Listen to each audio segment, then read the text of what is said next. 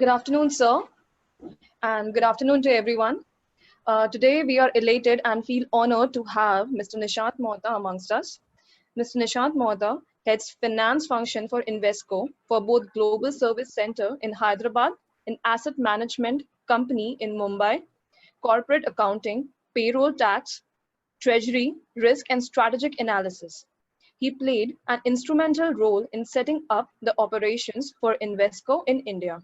Sir joined Invesco in October 2010, and before Invesco, he has worked as Director of Finance for IntelliGroup Inc., an ERP company in New Jersey, and has also handled a position of Company Secretary for India and UK offices.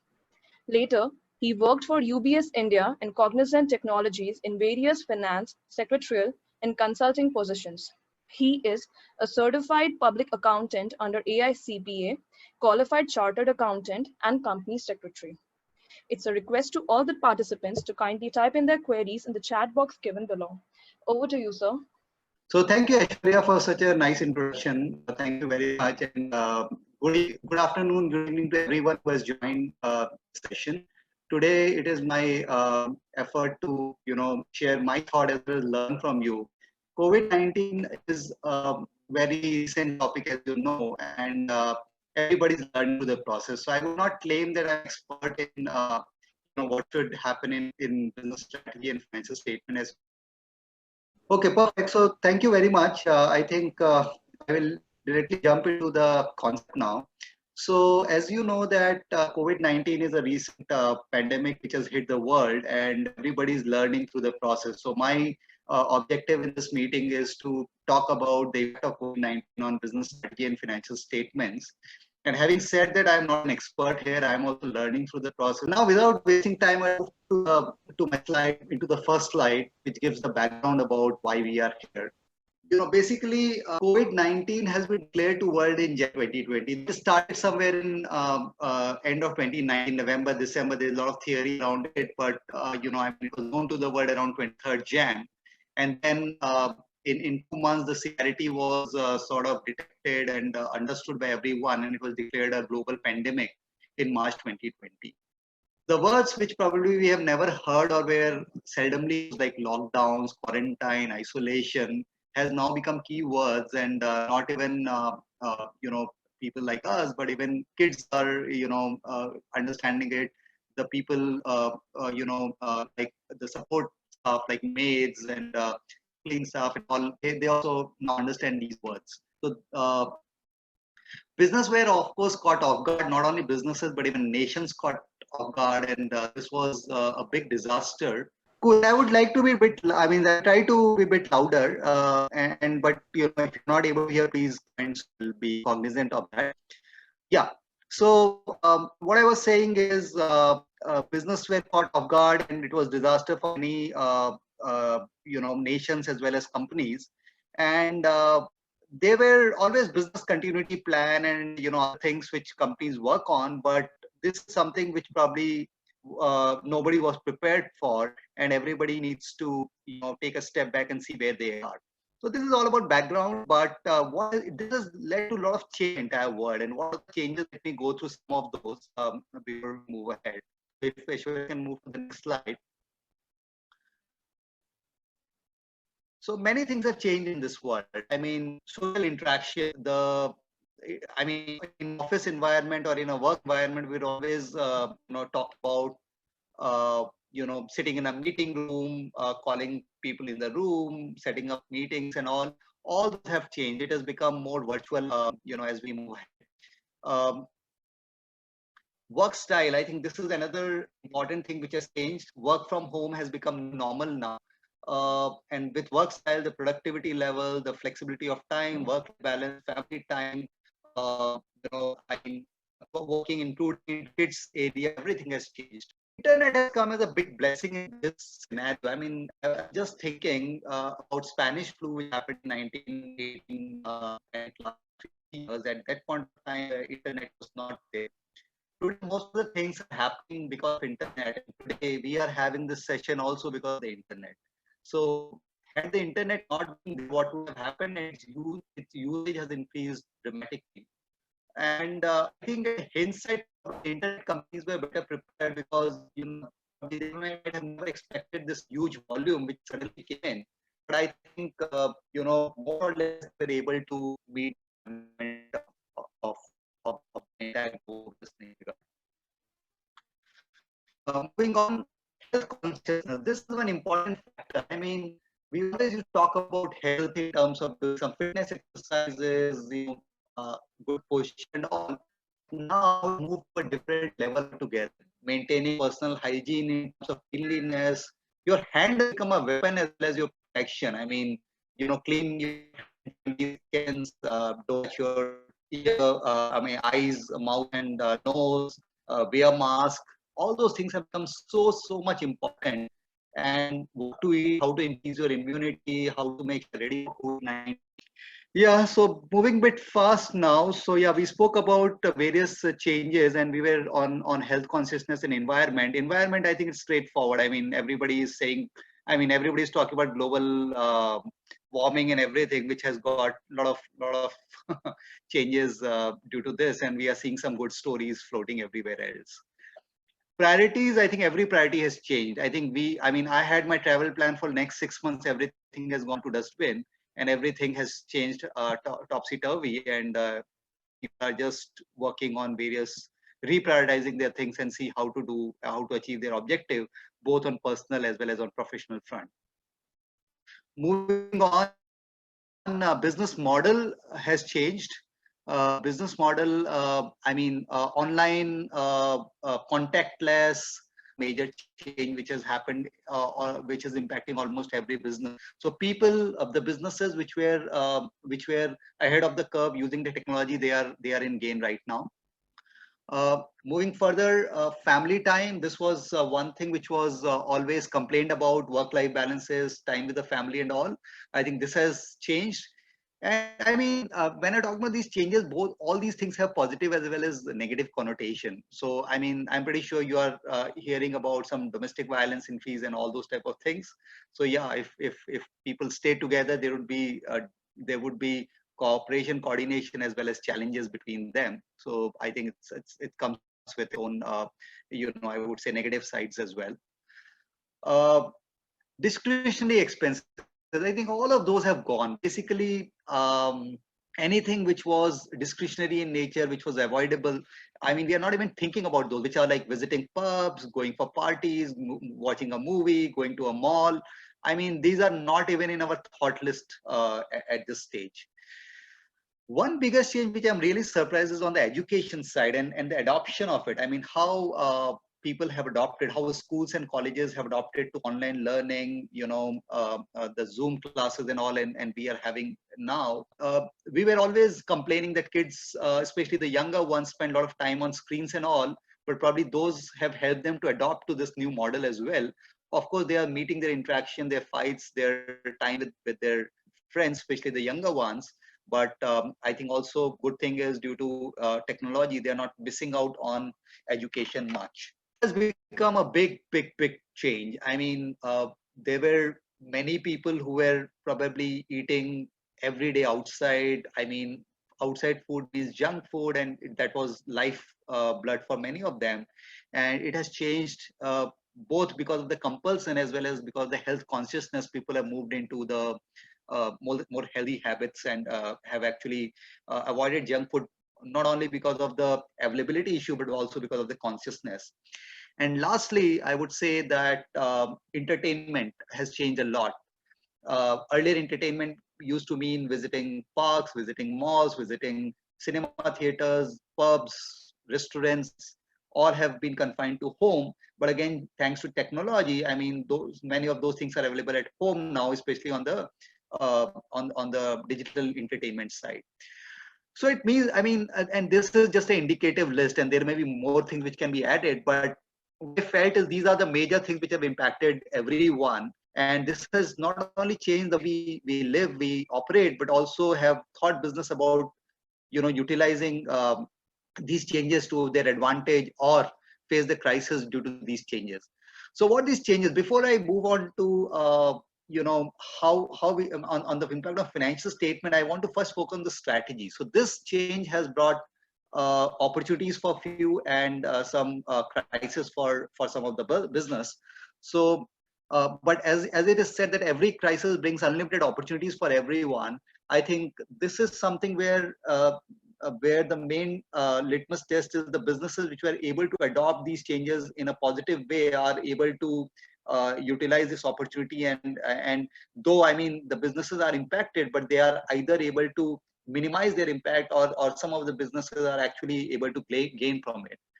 So let me again move to the next slide where it talks about what are the impact, and I am just touching some of the sectors where these impact is on a positive way.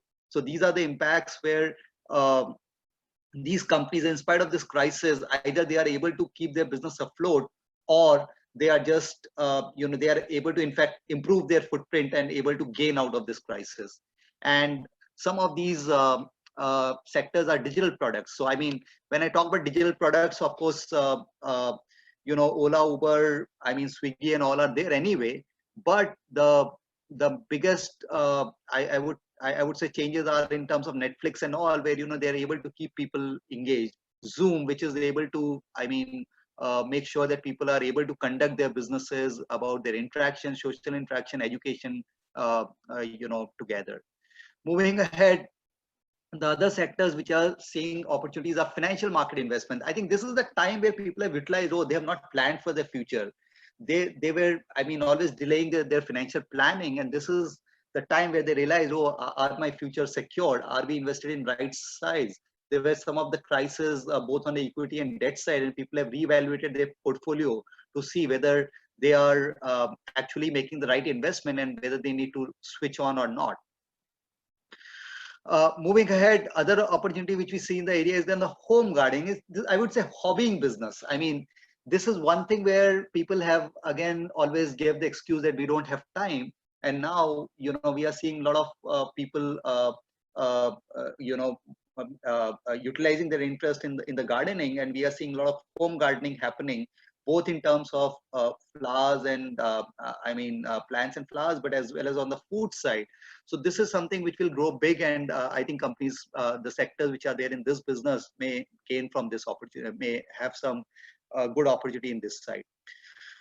Online coaching teaching, I think this is something where India was lagging a bit behind, but I think with this crisis coming in, this may again mushroom, because one hard reality is that this crisis is not going to go away. Even if the curve is flattened and all, I mean, social distancing need to be managed, the public transport need to be avoided and all, which means that students may not be able to travel as frequently, go for coaching classes as they were going earlier, and they have to utilize online coaching and teaching opportunities, and the companies which are in this business should see a good opportunity in this. Moving on mental health, I think we were not used to be confined at home. We were not used to be cut from society. We were not used to work from home. We were not used to this type of constraints. We were not used to including each other's space. So though we are working from home, but kids have their classes, both parents have their own work, and then maids are not there. This leads to stress. This leads to mental health of employees or people getting impacted. This leads to people worry about their jobs, and and at this stage, the psychiatrist and other medical practitioner on the mental health, and similarly the companies who are operating on this side can see a lot of opportunities to make sure that people get right type of support as they need. Moving on, alternate energy. I mean, solar, wind power. I mean, the type of environmental changes which we are seeing and which people are appreciating, and also learning in a hard way that, yeah, I mean, we were polluting our roads, our rivers, our environment, and let's look at some alternate sources, especially the solar and wind one, as well as water one, to see how we can utilize those energy and reduce the burden on this Mother Earth. Moving ahead, we have gaming. I think this is something which have kept people engaged. A lot of gaming companies may flourish in this environment. And maybe once we get used to it, we get addicted, even when things get normalized, I think this will keep flourishing. Healthcare, I think generally, and I kept mental health and healthcare as two different activities or two different sectors, because mental health may be more temporary in nature, but healthcare is more permanent in nature. And when I talk about healthcare, it is about our medical insurances, our normal fitnesses, our normal schedule, ergonomics. I mean, working from home, of course, comes with its own not so good infrastructure as normally people have, either in uh, schools, in classes, in coaching classes, in offices, and that's why the body need to be protected from those side as well. Moving ahead, affiliate marketing, which means marketing product of others, is a good flourishing business. Similar to that, I think network marketing, which is the next segment, also is showing a lot of lot of opportunities where because now the sales and marketing team has to find new ways of reaching out people to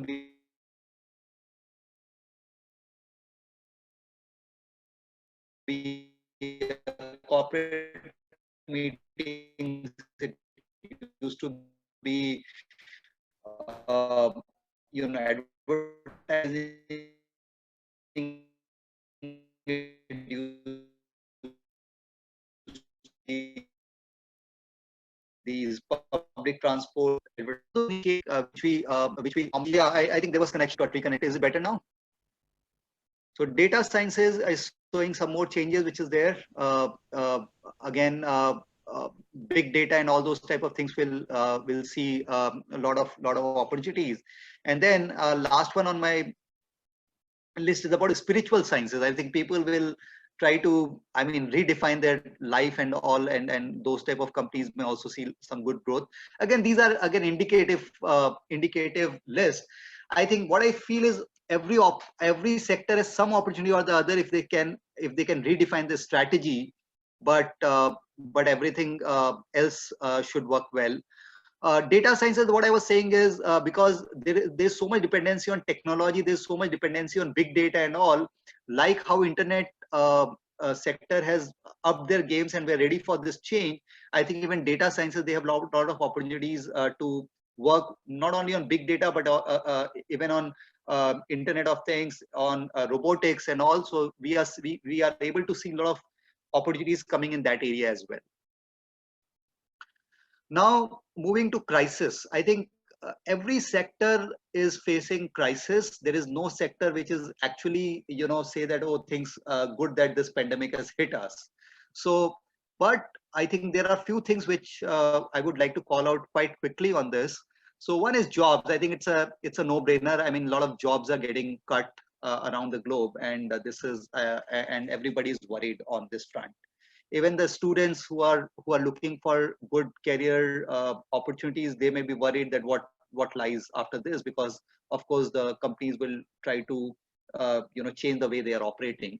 But of course every crisis, I said, bring new opportunities. So there may be new type of jobs which may not be there in the past, may get created, and then people may see some opportunities there. Retail sector, going to the shop, buying things, doing window shopping and all, will at least in quite some time. At this stage, it is totally stopped, but I think it will take some time to come back on this. So again, these companies need to look at opportunities by using technology and contactless way of operating. Moving on, travel, tourism, hospitality. This is a sector which is really badly impacted.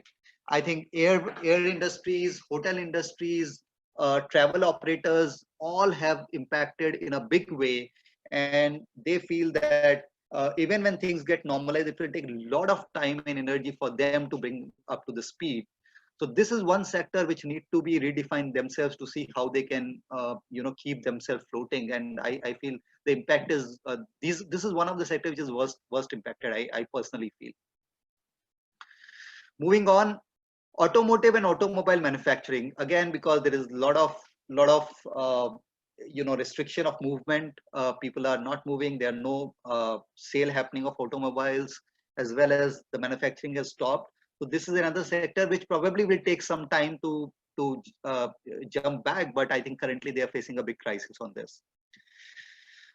Moving on, cinema and film industry. I mean, there has been guidance all across the globe that cinema should be avoided. People not should not sit in movie theater and all. So, and there are a lot of monies which are in stake for film which are already completed, about to hit the floor, or which are in production stage.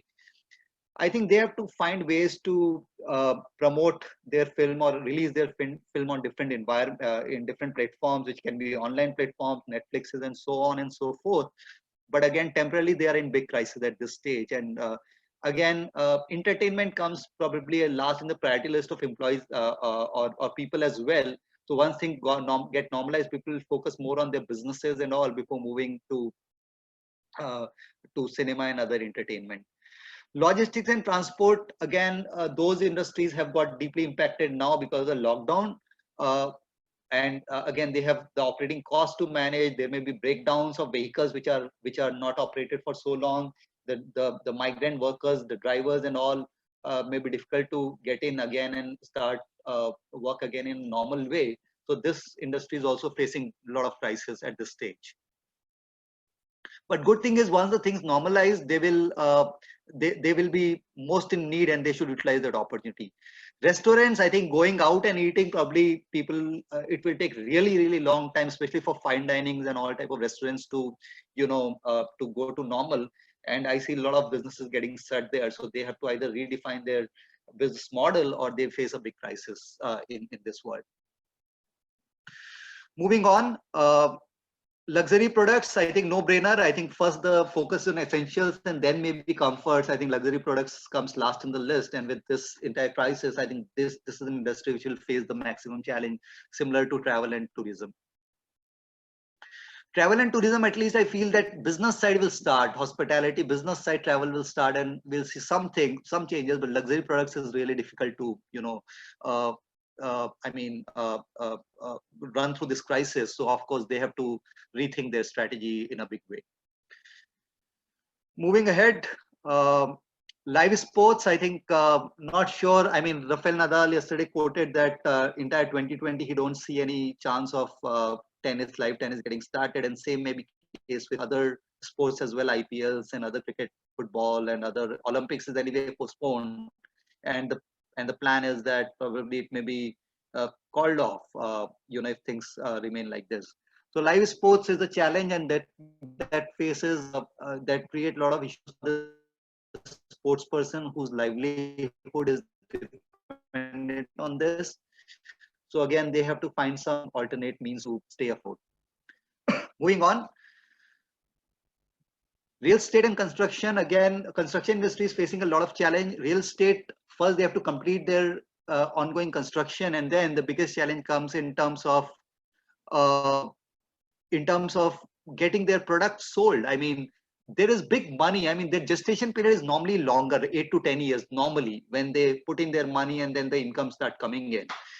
With this entire crisis, I think they face a big challenge. The prices will really fall, and even if they're able to clear their inventory, not sure whether they'll be able to recover their costs, forget about making profit. So this is another industry which is facing a real big crisis at this stage. Moving on,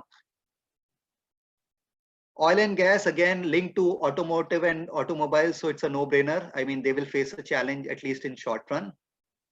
And the oil prices is anyway, crashing, so which is I think an indicator of what industry is going through. Moving on, event and conferences, I think let things get normalized. I think it's still people are talking about reopening their offices, working with 33% staff or 50% staff, maintaining social distancing. So not sure when they can be ready with event and conferences, and many companies have their livelihood dependent on this. So they will again face a big challenge, and they have to repurpose their strategy to see how they can stay afloat. Tech and gadgets. I mean, when I say tech and gadgets, it is more about the discretionary gadgets which we buy. I mean, upgrading our phone every year, going for new mobile, new Apple Watch, new mobile, new laptop, all those things will face challenge. So companies which are into this sector, especially companies like Apple and all, they will face big challenge in clearing their inventory and sustaining their innovation. unless they, I mean, they come to a very, to a product which appeals the masses, which is not their strategy at this stage. Moving on, fintech investment. I think fintech investing, I have called it out, but I think basically all startups will face a challenge. I mean, angel investing will become a challenge. Companies will think twice before putting money on these startups and and these new companies, because first focus is on to keeping their business afloat. And I have named out fintech investing because this requires a lot of capital commitment, and I think because the products are intangibles, I think it will become really challenge for them to stay afloat. And as we, I mean, again, like for opportunities, I think crisis has hit almost every sector. There is probably no sector which says that I am, untouched with this COVID-19 pandemic crisis. But these are the important ones which I wanted to call out, and wanted to make sure that people, I mean, everybody has to understand that they have to change their strategy. Moving on. Now I would like to put the focus on, okay, due to the strategy, how it is impacting our businesses, models, as well as financial reporting. So first I will talk about the important factors which business has to focus on. The biggest one is going concern. I think every year when normally auditors used to ask these questions, okay, are you a going concern? People used to laugh. Oh, what do you mean by going concern? Yeah, of course, we are here for a long time. We'll work, we'll operate in a big way. But now certainly, I mean, companies which were showing huge growth and working on a good way at the beginning of the year, January, February, are probably facing the crisis which they have never even imagined, that whether they will be able to continue their business or not. So going concern evaluation will become a big factor, and companies have to be very honest and transparent about it. I mean, yeah, it is always good to be optimistic, but it is always important to be realistic, because at times even investor money is on stake, and company need to really judge to see whether they would be able to run as a going concern or not. Second factor which is very, very important, like going concern, is the liquidity. I mean, liquidity is something, and let me explain you with an example on liquidity. So let's say, real estate. I mean, suppose there is a company which has constructed a good commercial space. It is always almost ready to be leased out and all. Now the problem is they're about to finish it, right? And probably suppose 6 months of work is left. Now the problem is, because they are not getting the money, though they have ability to complete it, if they get sold, they are able to make good money. But the problem is the liquidity. The problem is putting that remaining 20% money to make sure that their project is completed, and then they're able to sell it. And to do that, they will require cash to be put in from their side. And if they don't have deep pockets or their balance sheet strength, they will find extremely difficult to borrow it in this market and run their businesses. And even if they are able to borrow, the cost of borrowing may be really high. So liquidity crisis can be a big factor to be considered while planning the strategy as well as financials. Next item, moving on, is on the impairment assessment. So people buy big businesses, people invest big on researches, royalties, trademarks, patents, goodwill, and which are subject to impairment. Now, if you are out of business for long, it becomes really important for the business to see whether they will have the recall value, whether they will have the same brand impact after things get normalized. And with this critical evaluation, they have to make sure that they are doing their impairment assessment again in a transparent and in an honest way, to understand whether their businesses, whatever assets they are showing in the books, are really those are really there or not. Moving on, contractual obligations. So there are force majeure clauses. There are other clauses where there are penalty clauses if things are not delivered on time and all. And again, you try to interpret the clauses which the way it suits you. So vendor would try to interpret the clauses in the way it suits his business or his crisis, and customer would like to force the contract in the way it suits them, which will lead to a lot of lot and lot of litigation. It will lead to lot and lot of factors which need to be considered, the exit clauses, the commitment, the delay clauses and all. So this is one important factor. And as few people rightly pointed out, especially in the service sector, this will become a major factor. Because I mean, there is a lot of subjectivity involved, and with everyone pushing to survive on their businesses, this will become a big factor. Moving on, fair value measurement, again, like impairment assessment, which is normally done for intangibles, for tangibles, uh, the fair value measurement has to be done again with I would say transparency and honesty, to make sure that it is really valued at right time, and investor is knowing what is the health of the business in a true and transparent form. I see again a lot of involvement of regulation, a lot of regulatory interferences in the area as well. So this is one most important factor which companies need to consider. And then moving on, the last factor which I would say is government grants and income taxes. So there are a lot of subsidies, there are a lot of incentives which government gives, and but these are again subject to those certain conditions, tax holidays and all. And due to this unprecedented thing, people may be thinking, or business would have planned that, oh, I would do this much turnover and I would get so much subsidy or incentive, and then it will give me money to operate or run the business, or further grow the business. All those things will go for a toss. Deferred taxation and all those things will go for a toss. So what I feel is these are the 6 important factors which will impact each and every industry. For some it may be more, for some it may be less. So for example, for service industry, liquidity may not be that big concern. It is more on the capital intensive industry. Um,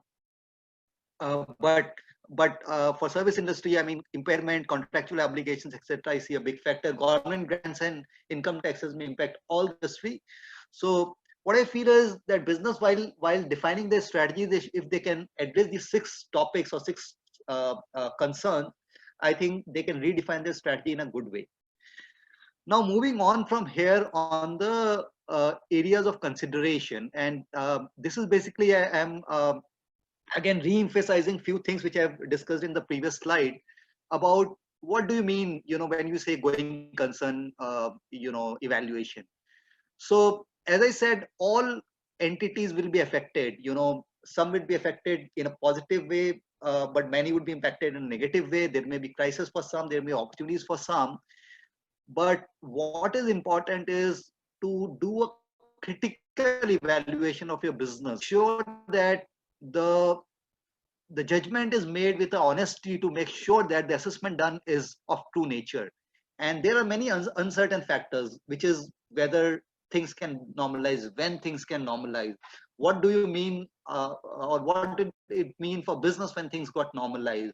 What will be the customer behavior? So everything works well for you, but your customer priorities have changed. So what you are going to do then?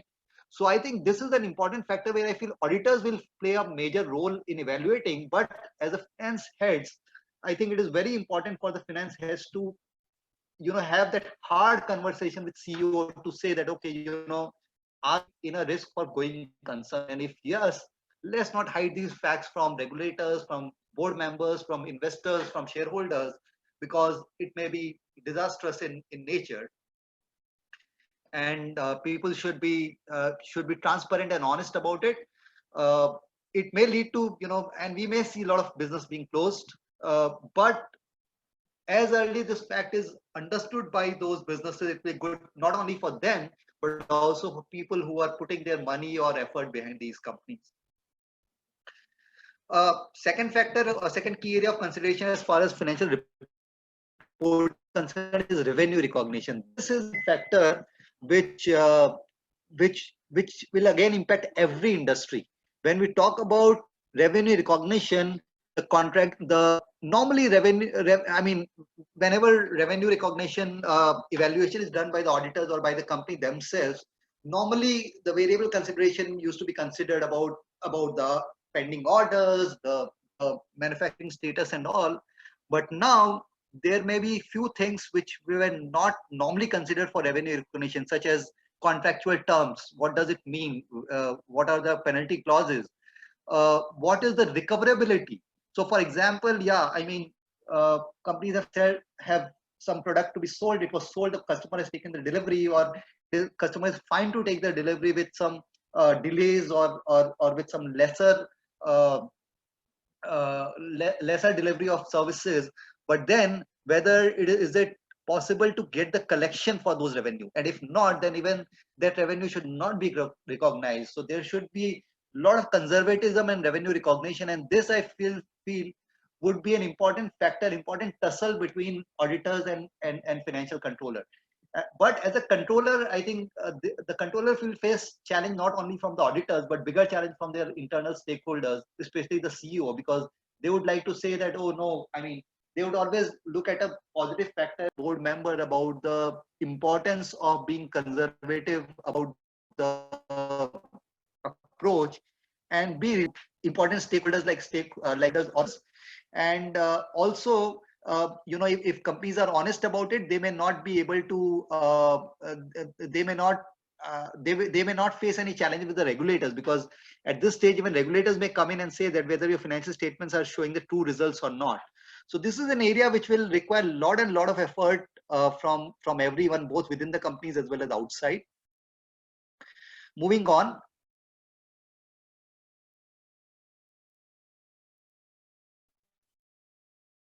financial instruments. So every company is funded either through equity or by debt. So ECL stands for equity and credit lines, and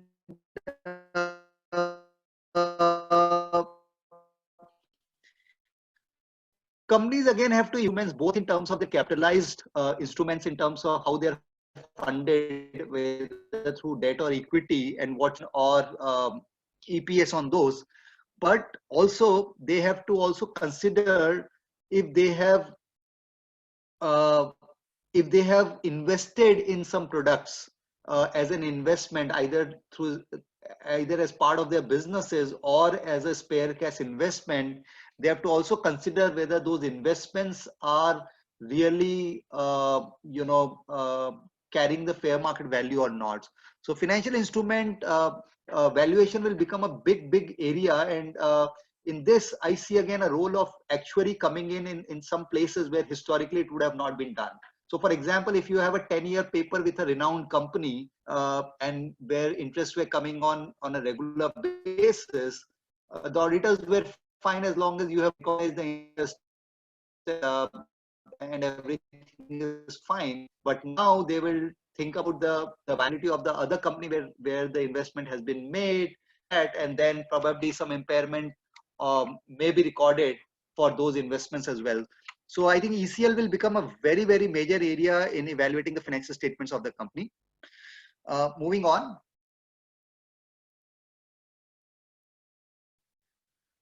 Similarly, like financial assets, which was covered as part of ECL in the last slide, as I spoke about impairment in the important factors as well, the companies need to be really cautious to make assumptions which reflect the conditions which are true and fair as far as impairment of their non-financial assets are concerned. When we talk about non-financial assets, these are basically intangibles like your goodwill, your trademarks, patents, royalties, and all. And these are not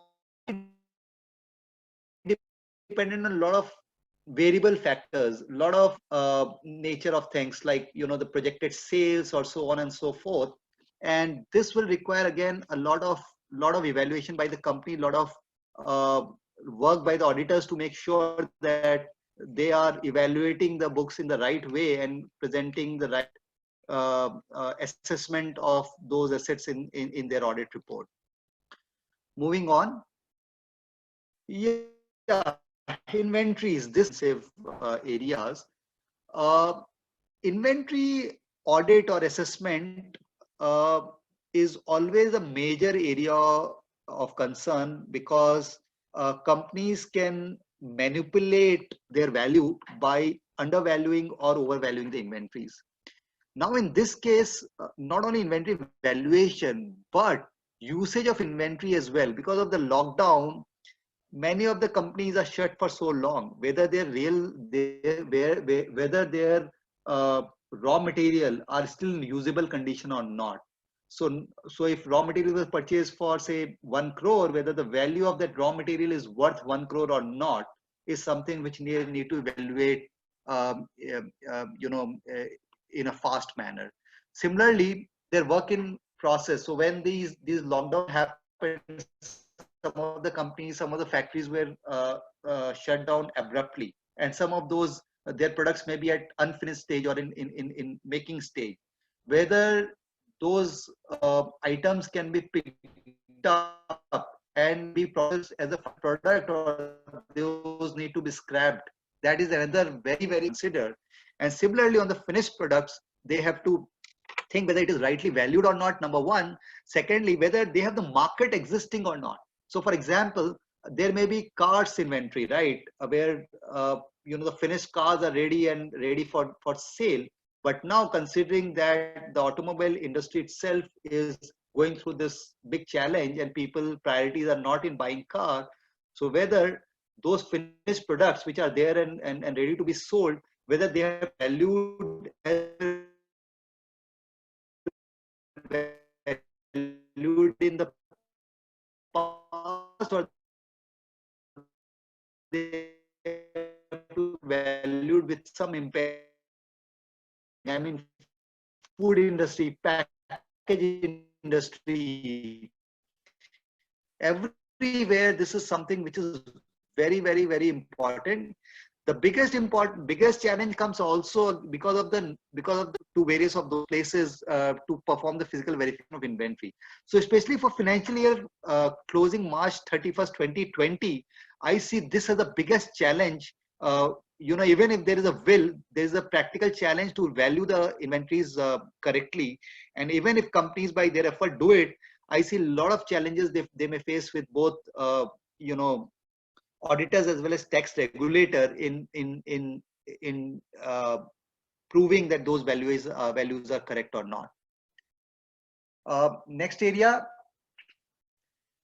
employee benefits. So as I spoke about in my crisis slide, jobs is a big crisis, and I mean, keeping the employees themselves is a big challenge for the many companies are doing various way. They are in pay jobs. They are not backfilling the separations or terminations. So keeping the job itself is challenging. Now, other fringe benefit to employees, which is in terms of insurance, medical coverages, food at office, beverages at office, transport fee, all those things will go deep and deep evaluation. I think everything will undergo change. Companies, because they are sitting on this fixed cost for almost 3-4 months and not sure when things will normalize, they will try to check each and every area where they can save the cost. And normally in the service industry, employee cost is constituted normally 60 to 70% of the cost. So, you know, of course, job cutting itself or salary is one of the factor, but then some of the soft factors, which may be cafeteria, you know, providing the subsidized food, cafeteria maintenance, uh, providing the transport facility to employees and all those will undergo a deep change, and company most probably will revert to the things which are legally required. So for example, only for own employees at the regulatory hours, then companies who were providing it, you know, more liberally will rethink about their strategy to see whether it is sustainable or not. So I think employees as such will face a lot of challenges, but also I think this will also change the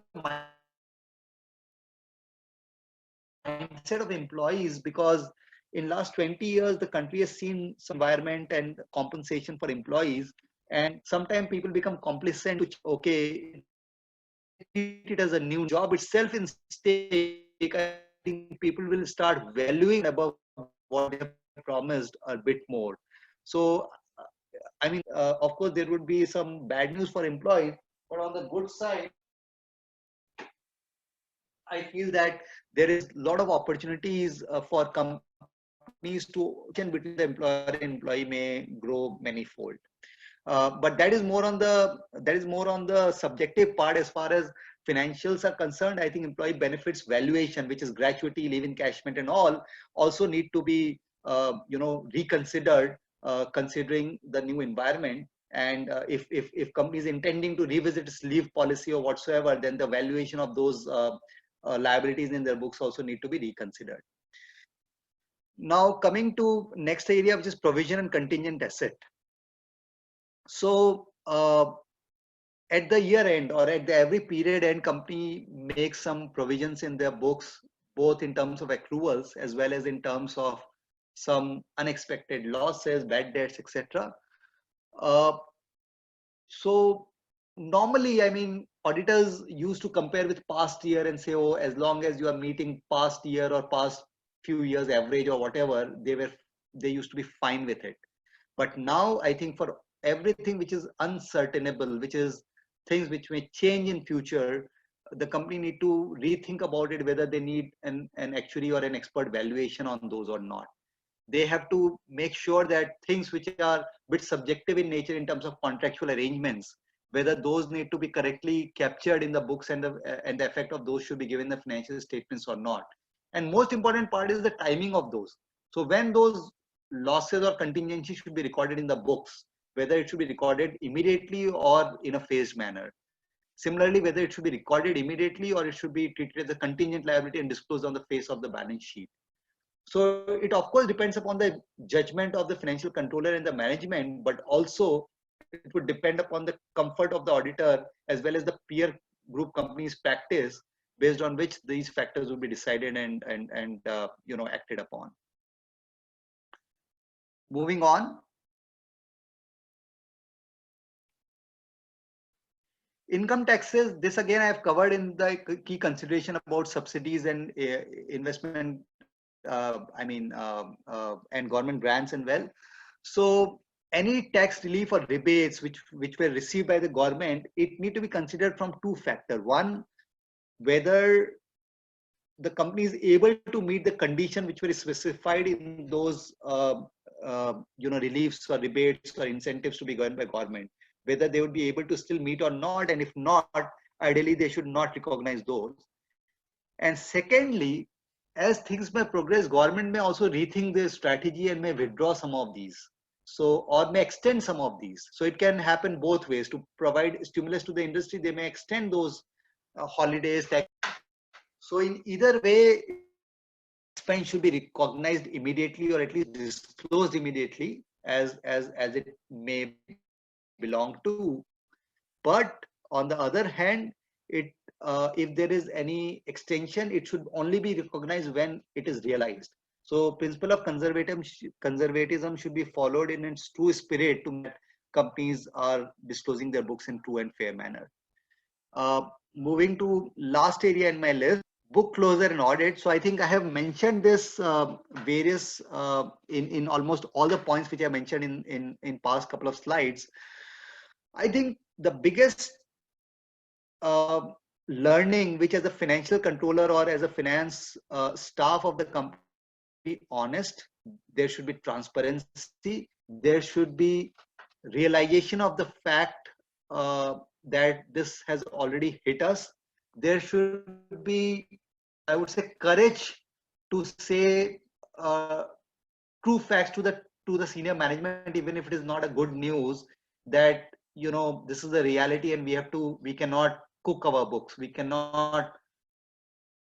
So that is very, very, very important factor which financial professionals need to learn and implement. It is not easy, believe me. Means I'm heading finance for almost 20 years now. It is not an easy task, but people have to adopt this as a habit. As a student, I think you should adopt this habit to say pass on the bad news to the management as early as possible, because good news is always visible, bad news is like an iceberg which is normally not visible.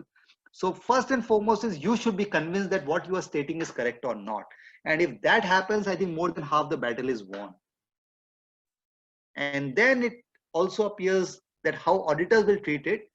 Most of the time, I think we feel that, oh, auditors, I mean, always oppose things. But I think in this scenario, especially, we have to listen from the auditors that we have to understand, because they are seeing peer group companies, they are seeing some other sectors as well. So we have to immediately understand how and when this book closure, how and when these financial statements are going to really make a true statement on the to the shareholder or not, and we should adopt and close our position. Lastly, I would say that one more change which will come is that we have to think about more automated controls rather than manual controls, because the audit will be also virtual in most of the manner, and auditors need to be convinced about the controls working fine before they can give their opinion on the financial statements or internal financial controls, and accordingly, they should be treated. So with that, I would stop my pitch. I think my main, again, it may not have covered all the areas, but my idea was to give my perspective and cover the areas which impact almost everyone. And with this, I would like to open it for question and answer, and people may, put their questions and answers. We have a first question. How foreign exchange is going to reflect on rupees? Yeah, so I'm not a foreign exchange expert, but what we are actually seeing is a huge depreciation of rupee against US dollars, and it will impact. I mean, of course, when we talk about a financial statement, we always state it based on how what is the position at the period end.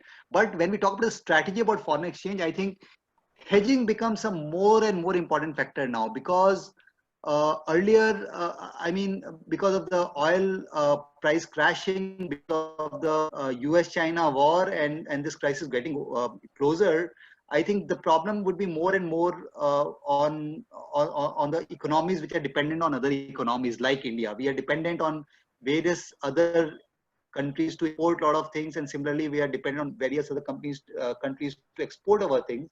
So for us, foreign exchange is a big factor. As a financial controller, I always feel that the role of finance controller is not to make profit out of foreign exchange. Our role state in our books, our role is to manage our risk. So my strategy always has been that try to hedge the position. Whether you are importer or an exporter, try to hedge the position so that your risk of loss is minimized, and in the process you make profit. It's fine, but that should not be a final objective. Yeah, yes, I could see next question, which is on force majeure. I think, yeah, clause is enforceable. I think this will be litigative for sure. See, in an ideal world, I think both companies, both parties should understand that this is actually a force majeure, because the lockdown was imposed, the things were not anticipated and all. But how it is worded on contract or not, of course, each company based on their own position will try to litigate it. So of course, it all depends upon how the clauses are implemented. At this stage, we have seen some live examples within our company or in my known circle, where even insurance companies were a bit relaxed. So I will give you an example. There's a company which provide outsource services in terms of manpower to various companies, and they have provided some manpower commitment to a Europe-based company, and and then there was dispute with the insurance company saying that, oh no, this is force majeure, and so insurance companies will not make good the loss. And then there were a lot of back and forth happening. Finally, the insurance companies agreed to do 50% settlement of the coverage, which was, I think, win-win situation for both. I think insurance companies actually take a step back and say, oh, though it can be treated as force majeure, but yeah, we understand the situation and we'll make good the loss. And companies said that, oh yeah, means okay, you're not making good to the 100%, but at least you are making 50%. So I think let's We are happy with that. But this is one environment and compromise and things worked upon well.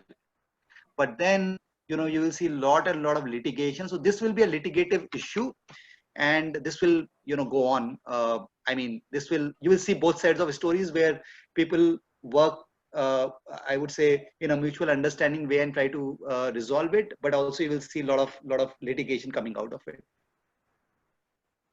How real estate evaluation can standardize its market or value? I don't know. I am not in real estate sector, but I think I was talking to my auditor in a generic manner, and it is one of the big four. I think this is one sector where they should be ready to book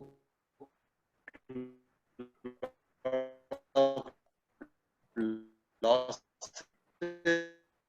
There would be lot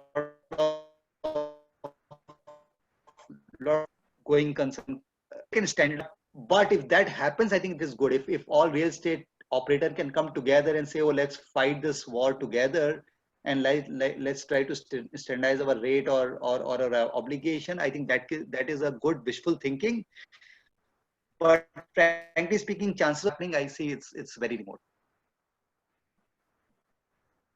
How automation may affect demand for CPAs? See, not only CPAs, I would say PACA, CS, CWA, or organization are always there. And this stage where it is more about strategy and all, I see a good role of CPAs for the organization.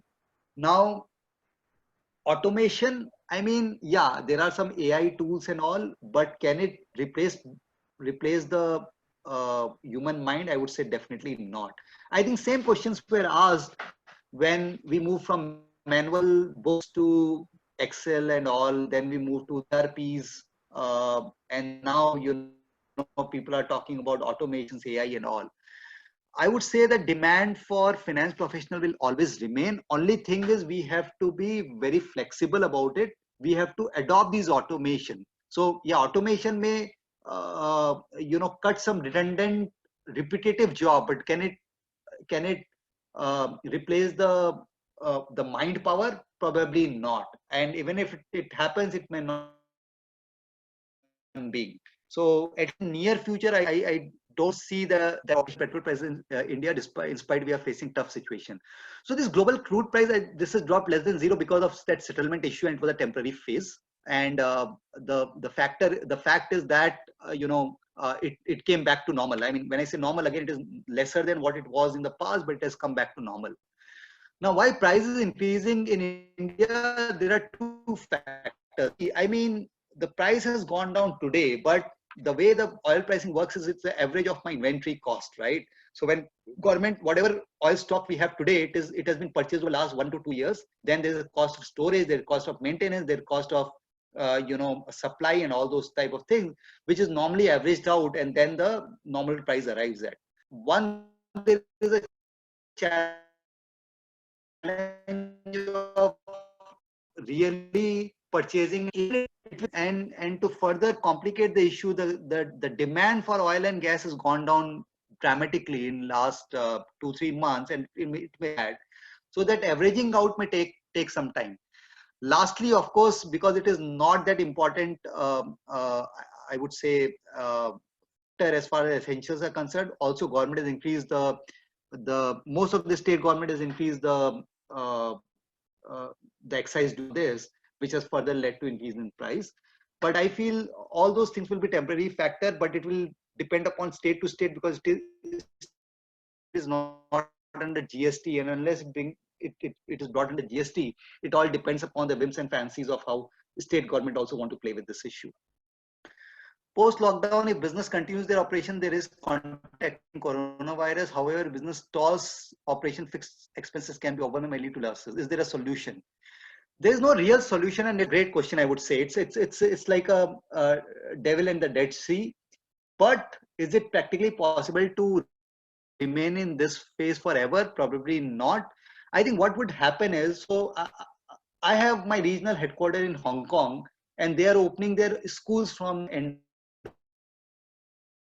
of May. how that is possible in a country like because this century, and they follow social distancing, they follow mask culture, they are particular about their hygiene issue and all. So if we are also able to adopt those practices, I think that is the only solution which we have. Otherwise, I think there's no other solution. We have to adopt this new normal. As even Prime Minister has said that this mask will become a normal uh, part of our culture. I think I see this really happening for next at least next few years. And generally, means that what I see normally in the Asian countries, if people have flu or anything, if they are not feeling well, they generally put mask. I mean, I have been traveling to Hong Kong for last 10 years. I always seen that even people, still if they're slightly unwell, they follow this mask. I think we have to adopt those culture, and then we shall be able to operate. Of course, considering India is such a large country with various level of understanding, I think it will take a lot of time, but there's no other solution which can be different than this. Current moratorium period sufficient for us? It all depends on business to business. I think there's not one answer to it. There are many companies who have not even opted for moratorium, but there are a few companies who may be requesting for an extension and which may come also. So it all depends upon the liquidity and cash position for business, and it may be different for different ones. Organic farms, I think it's a big opportunity. I mean, as I said about the food and other business in the opportunity area, I think this is one big factor. And I also spoke about home gardening, and uh, this organic farming and self farming may become a big trend coming forward. So this is one great opportunity. What is the possibility of China taking over global markets? Have a very good question. I wish I know the answer. I think everybody is struggling to find this answer. I could only say that once this crisis is over, the things will worsen, and things will really worsen between Europe, US versus China. Um, I would say that I would wish that India should not waste this opportunity. I think India, I think last 7 8 years, our Prime Minister had did a lot of great effort to make some good friends both in Europe as well as in US. We should utilize this opportunity and open our economy, really make ease of doing business in India, and then we can definitely uh, gain from it. China taking over, I think, yeah, they would. I mean, in fact, in the short run, China may be doing some hostile takeover or whatever. I think in long run, I see a lot of challenge for China, because I mean, I'm aware that a lot of companies are thinking about their supply chain management. A lot of service companies are planning to move away from China, and actually, some have already moved to countries like Vietnam and Cambodia and all. So Philippines also. So I think it's a good opportunity for India. It will not affect us, but it will, if we utilize this opportunity, we may have very good uh, I would say opportunity to improve our economy from here on, and may become part of world leaders like current European and US countries. What are the ways? There are various ways for automated controls rather than manual controls. I mean, robotics is one easy thing. There are ERPs, there are things like workflows, but again, these are in short run it requires a lot of capital. In long run, of course, it becomes more accurate and less capital intensive. So there are various ways, and it all depends upon again type of company we are talking about, type of industry we are talking about. For manufacturing, it requires lot of investment. For service industry, it is easy to implement. But I think workflow management is something which each company should implement. What would the impact on jobs if companies moved out of China and come to India like Apple and Hyundai? See, job opportunities. It is two-way street. I think though there may be inflow of jobs due to these companies coming to India, but also due to some companies closing their shops, companies not able to sustain their business, there will be a lot of job cuts also. So overall, in job cuts, I think the net position, at least based on the initial evaluation, looks like there would be more supply than demand, at least in the short run. So, so I would say it's a difficult situation. Company, means employee should struggle, may struggle to keep their jobs in short run.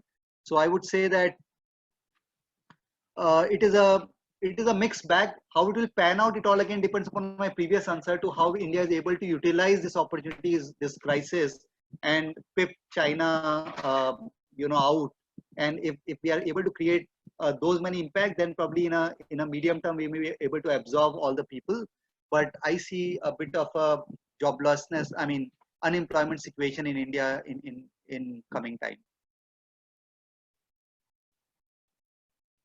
Will there be shift to Indian market by developed countries from manufacturing? How it is feasible? This is, I think, one of the best question I would say, because India has grown in last 20 years just because of its service sector. Manufacturing sector has been unfortunately taking a back step in India. Uh, Government has tried few things to make in India another initiative, but it has not really picked it up. But now with government offering double the space as compared to Luxembourg and all, I think it is an important factor that if we can at least improve on where we are on the manufacturing side. And the biggest challenge is on the quality as well. See, manufacturing today, why India is not seen as a manufacturing hub? Because of the quality controls. So I think more than manufacturing, I think we have to invest more on our quality controls so that our products are well sought in the world, and then we can utilize that opportunity. And I agree that if we can become a manufacturing hub, yeah, we will, of course, our poverty level will come down. So yeah, great question, Sriram. I think this is something which probably should be asked to Government of India. And I'm pretty sure they may be working on this. But this is a great opportunity if we can work on two areas. One is utilizing the opportunity which is coming out of companies moving out of China, and secondly improve on our manufacturing focus. I think we can become the world leader like how China is dreaming about. So Nishant, Gyan have a question. What kind of changes or amendments are we expecting from a professional accounting body, that is ICAI or AICPA, to deal with the current situations in terms of fair presentation of financial statement? Also from tax authority in terms of relief to the individuals or entities? I think wonderful question. And I think one hard fact, and which I'm bit pained to put, but I think though India has grown so much in last 20 years, India has developed, I mean, a lot of jobs created in India, a lot of industry came in India. I think especially the CA fraternity or ICA have not done their part. They have not invested in their curriculum. They still, their curriculum was good, but it was not ready. I mean, the professionals were not ready for the companies, when they finish their education. So actually, this factor was identified by ICAI. I'm not sure about CPA and other firms because I was involved with ICAI, but I'm pretty sure that other institutions may be also doing it. So what they started from last year is they started partnering with the companies, various sectors of companies, to check what ICAI need to do to make sure that they can help the industries in achieving their targets, in achieving their goals, in achieving their work requirement. And this was one important factor which was identified by ICAI. So now there is a panel which is being formed where there is a lot of representation from the industry, including one of the panelists for Simandhar as well. I think Chaitanya, I spoke, I think yesterday or day before, and he is part of that panel where we are working to check how ICAI should change their curriculum, put more practical aspect into it, put more things which MNCs are looking at. I think ICAI was always focused on either practicing CA, that to on Indian companies. but with so many multinational companies as well as foreign companies in India, they need to adopt to their requirement as well.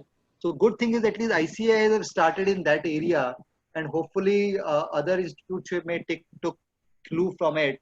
It may take a couple of years to get all the things implemented, but then if that happens, then I think in coming years we are ready to face those challenges which companies are offering us, and our professionals will be able to solve or provide some good opportunities to them.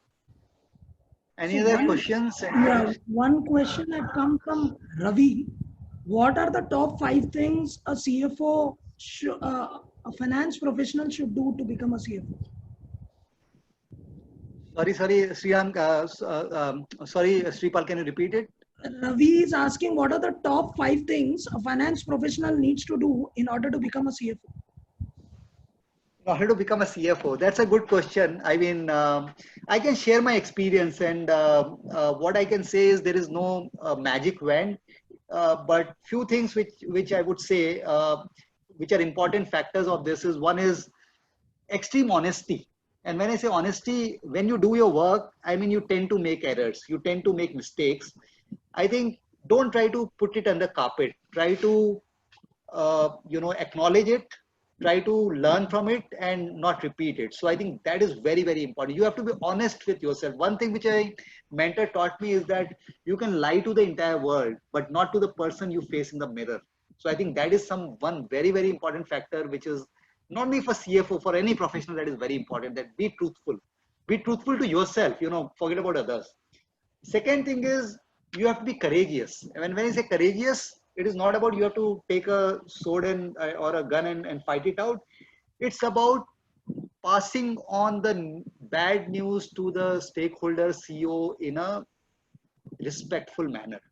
So always, you will say, a CEO will say, oh, my business will become double, triple in 2 years. This will happen, that will happen. And they start spending that way. They start committing that way. But as a controller, as a CFO, it is very important for us to give them the reality check that, okay, these are the probability of this happening. And at a nutshell, be ready for what happens if it doesn't happen, or what happens to say that, go and tell them that no, your assumptions are wrong, and sorry, we don't agree, and that's why we cannot take those projections by the face value. So courage, second very important factor. Third important factor is plan B. Always be ready with plan B. I mean, when thing goes as per plan, it's always good. But if things doesn't go for plan, which means that there's sudden, shutdown of a plant, there's a sudden cancellation of a contract, there's a sudden, I would say, retrenchment of a unit of a business, and so on and so forth. I mean, financial professionals should be ready for those challenges. They should not become emotional with those things, but they should become realistic and be ready for the next challenge. So that is the third factor. Fourth factor, I would say, is the transparency. Transparency is very, very important when you talk. I mean, it's always good to speak high about your business, speak good things about what has been achieved, but don't always give the rosy picture. If there are risk factors, give as much importance to risk factors as you give importance to your, to the highlights or achievements, because the investors, the shareholders should know the real story and should make the informed judgment. And last thing I would say is the knowledge. There's no shortcut for knowledge. There's always opportunities to learn. Always you should try to understand what's happening in other part of the world, what's happening with the regulation, what's happening with the accounting standard, what's happening with your peer companies, what's happening with your competitors. So I think all of these things are very, very, very important. And at least in my experience, I've seen that I have brought with these 5 things, and it has been really, really worked well for me. But it may be situational as well. So it may be different for different people, but this is my experience. I think, Aishwarya, we have one last question from Ekta, so that we can close it off with this last question. Yes, sir. We have one last question from Ekta. What is the key takeaway from COVID-19 situation according to you?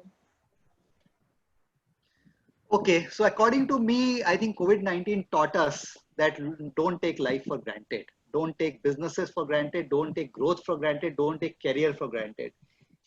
We have always been hearing that, okay, change is the only consistent thing in this world. And, and we should always be ready for changes. But change can be this disruptive. Change can be this sudden. Change can be this cruel. I think this is something which you have learned through this process. So, uh, I would say that, you know, be always ready for these type of situation. Uh, I have always, I think in today's pitch, I mean, I have tried to take as much positives out as possible. So, uh, uh, and same thing we should, I mean, that is my takeaway basically that, okay, yeah, I mean, things are bad, things are not working out for the industry, for the people, for the economy. But yeah, there is silver lining. There are opportunities around. How we are able to utilize those opportunities, how we can keep ourselves positive by these thinking and make sure that we are ready when the challenge gets over. We are ready to grow from here on and and achieve more than what our competitors can do. So thing is, uh, just be as flexible and adaptable as possible, and that will give you results. Okay. I think we don't have further questions. Almost 1 hour 40 minutes, and thank you so much, Nishant sir. I know there are so many technical glitches, this, that, and all. At the end of the day, we live with the technology, and still, I think there are so many takeaways and all from this session. It was a fantastic session with a lot of the explanations on various key financial items and all. And I think one last question again we have, sir, can a person, Samesh is asking, Samesh Rajpal, sir, can a person with not very strong background still be in roles like investment banking or portfolio manager? Nishant? Yes, yes, I have seen. In fact, yeah, I will answer this question because I'm in AMC industry, and we are a mutual fund company. Means I work for a mutual fund company. I think I, my CEO, Saurav Nanavati, CEO of Invesco Mutual Fund, he's the youngest CEO of India. He when he became CEO, he was the youngest CEO of India at the age of 35, and he was an accountant. He was not a trained professional. He was an accountant. He was a chartered accountant who learned through the process and became, you know, CEO of a mutual fund company where various portfolio managers report to him. So I would say that, yeah, background or your educational qualification is one part, but the second biggest part is the experiences which you gather, how you learn from those experiences, how you are ready for those challenges, and then how you are learning on a daily basis. So my objective today in this meeting was also not to just say what I mean, you have asked a lot of questions, and I said that I am not expert. I think many of those questions have stimulated my brain and gave me, have forced me to think on those directions which I have not thought about. So I think it's a daily work, daily it is a learning experience. When I go to office and come back, or now when I'm working from home, when I shut down my system, the only thing which I think is, okay, what I have learned today, what I have done differently today, have I become more intelligent than yesterday? And if you work on that, work with that attitude, you can do any role. I mean, even roles like investment banker or portfolio manager, they are not taught in school. There is no curriculum for that. It's not like, okay, if you do this course, you can become an IB. It all comes from your experience. But second thing I would say is there is no shortcut to learning. I mean, don't don't be in hurry to go for those roles. First, you should be very confident that you are able to do that job. You have learned everything which is required to be learned, at least at the basic way, and then only you should push for those roles, because there are a lot of money and a lot of people's hard-earned money which are at stake for those roles. So good to be aspirational, but also we have to be realistic about our own abilities. And I have also seen another question: what is the expectation of MNCs from freshers? I think MNCs or any companies, I think their expectation rather either from fresher or from anyone is that they should be able to add value. I think, see, if company is paying salary of 10,000, 50,000, 1 lakh, 2 lakh, whatever to a different people, you know, they are not there to do charity. They are going to do, they are going to extract some value out of it. Some value are tangible, like salespeople or portfolio managers and all. Some value are intangibles, like finance professionals, HR people and all. So as long as you are able to justify that value, you will be getting those growth opportunities and career progresses, and company will value you. So don't try to do any shortcut. Learn the hard way. Try to be honest, and you know and don't feel that you know everything, and you should be complacent about it. If you can continue with the journey with the same passion which you have shown on the first day of your job, I think no job, no profile is impossible, and companies will value you. Companies will come to you to hire you, basically. And so thanks a lot, and looking for more interaction in future. So, Thank you so much. thank Okay, people, Aishwarya, can you just Yes, sir. Yes, sir. Thank you, sir. Thank you so much for sparing your valuable time for us and enriching us with your words of knowledge. Thank you so much, sir, for answering all the queries. thank you, Aishwarya and Shripal, and thank you all the thanks a lot, participants. Nishant, sir. We really enjoyed. Thank Thank you you. so much. Thank you so much. Bye.